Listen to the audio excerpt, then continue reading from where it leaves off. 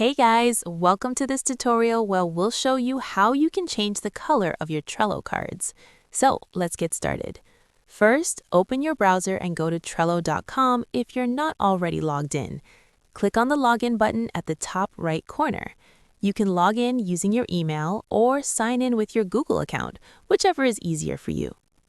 Once you're logged in, go to your Trello dashboard. Click on the Boards tab and choose the board where you want to change a card's color. Now find the card you want to edit and click on it. This will open the card details. On the right side menu, look for the option called Cover and click on it. Here, Trello shows you different color options. Just pick a color and it will show up on your card right away. You can also choose how much space the color covers. Select Full if you want the whole card background colored, or choose a small cover to color only the top part of the card. This is an easy way to organize your board visually, like using green for completed tasks, red for urgent ones, or blue for planning.